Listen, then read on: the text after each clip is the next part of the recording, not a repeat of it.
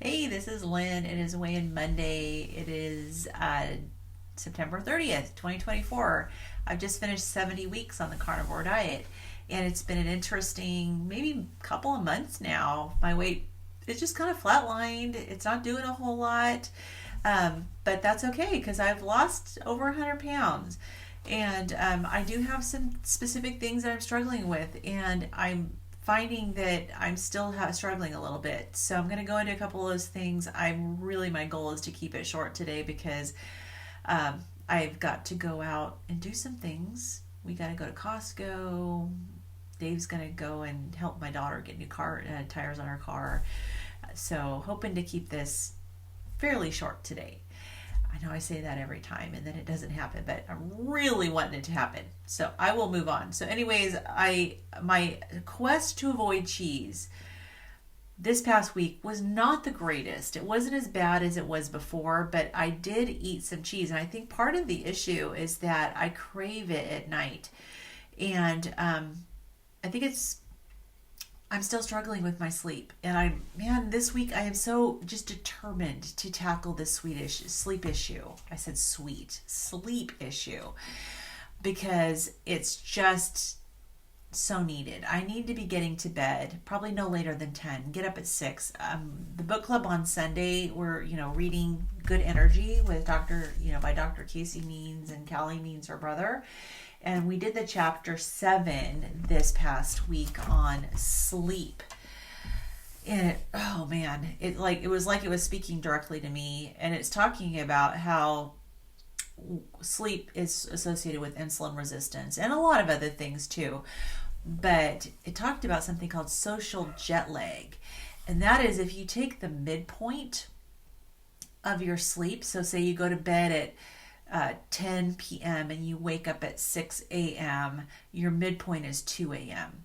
And so if you need to not have much variation between the midpoint, because if you have a lot of, I think she said 2 hours, shouldn't be any more than 2 hours, preferably less, you're going to experience jet lag. And that's going to set I'm assuming it's going to set your cortisol levels up. It's going to, breed insulin resistance. And my sleep has not been good. It's kind of all over the place. And also, she said you need to be getting between 7 and 8 hours of sleep. No less, no more, because less or more could be detrimental to your health. So I have work to do. I tried to get to bed early last night. I went to bed about 20 to 10 and I laid there and could not go to sleep. And I finally ended up getting to sleep after 2:30 in the morning. And I tried. So I'm nervous to take melatonin because of other, I'm not hoping I won't have a reaction, but I think I may break down and do that and just take some. I'm just trying to wear myself out today and see if I can just be so tired that I have to sleep, and I don't want to get to the point where I'm so tired that I can't sleep. But I'm hoping that if I can get my sleep schedule worked out, hopefully I can get out of this stall. I did first thing this morning. I got up, I went outside, took my glasses off, exposed my eyes to the sunlight, and actually took a little walk up and down the street. And I'm trying to do those things that are helpful. I got rid of no light after the point where I was trying to go to sleep. I kept lights off. I stayed off of screens initially, and then when I couldn't get to sleep, I got on my phone. Made sure that night mode was on the warmest setting possible. But it's just this is my current battle, is to try to get my sleep regulated. See, I can't even talk because I'm tired. I'm stumbling over my words today because I made myself get up at a decent hour because I did not want to sleep in and then end up not being able to sleep again tonight. But it just seems like even when I do wake up at a decent time, I still can't get to sleep. I guess we'll find out what happens, but that's my battle for right now. So hopefully, if I can get to sleep earlier, I'll stop eating the cheese because I've been eating cheese later in the night. I'm not having any issues, no cravings for it during the day, but at night I am craving it. So I just think the sleep is going to be the thing for me. Okay, so despite all that, I've had something really positive, an amazing non-skill victory this week, and that is that I had to go shopping for new jeans because the last time I bought jeans after, losing a lot of weight, those jeans are getting too baggy on me. And so I started out like the highest pant size I ever was a size 28. And then the pants that I got last, the jeans that I got last were a size 20. And then over the summer, I bought shorts and capris that were a size 18. And so I thought, well, maybe I need a size 18 jeans. So Dave and I went out yesterday. I went and tried on pants in the 18s. And we're like, okay, these feel like they could be too big in a millisecond. And so just for the heck of it, I went trying on size 16. That's what fits. So I bought 3 pair of size 16 jeans and they fit fine.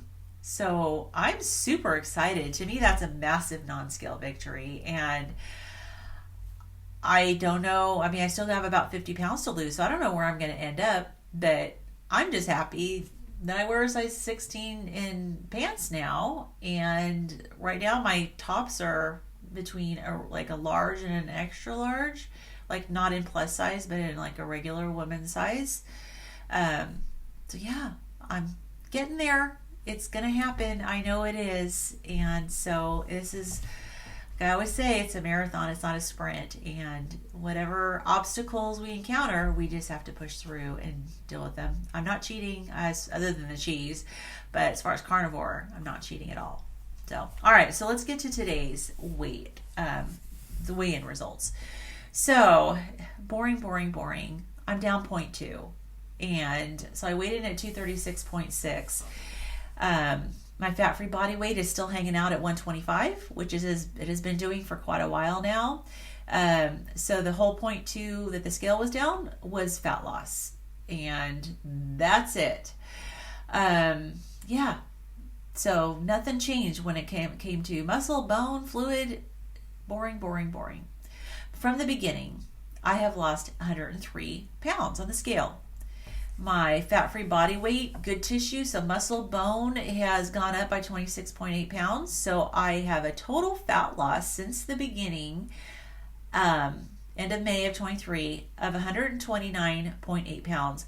I just can't get to 130. I'm like right there. So I'm really hoping that this week I'll have some major accomplishments and I can actually get to the 130 fat loss. We'll see. All right. So bone, let's see. So muscle, I'm up 25.6 pounds. Bone, I'm up 1.6 pounds. So the total fluid is a loss right now at 0.4. Which is okay. My visceral fat finally stayed the same. It had been bopping up and down between 17 and 18, so that stayed the same. Interestingly, my metabolic rate, even though my weight dropped a little bit, usually as my weight drops, my metabolic rate goes up. My metabolic rate went down just by 1. It's not a big deal, but it's just by 1. But it's just interesting. I've been noticing more. There's been issues with my metabolic weight not being consistent with tracking with my weight loss versus gain, whereas in the past it has been. So I'm not sure how to interpret that, but it's just an observation. Of course, that darn metabolic age is still 63. Eventually, it's going to go down. When more of my metrics are in line with where they need to be, it'll go down. And then last thing, yesterday I had, it was my 16th month on the carnivore diet. It was the anniversary of my 16th month on the carnivore diet. So that was a milestone. And on that day is when I bought my size 16 jeans for 16 months. Awesome. Anyways, I'm happy. I am really going to work on sleep. I'm going to try not to eat any dairy this week. Working on the exercise. Lindy and I are doing the Yes to Next with a numeral 2 channel, and all the exercises, they're gentle, they're good. I'm really enjoying them. So anyways, I'm going to work on being consistent, trying to get up early, get that early morning sunlight in my eyes, do a walk, develop some healthy habits that I am struggling with, and hopefully that will tip things back over the edge and I'll start losing weight again. So let's see what happens. All right, that's it for this week. I will see you in the next video. Bye-bye.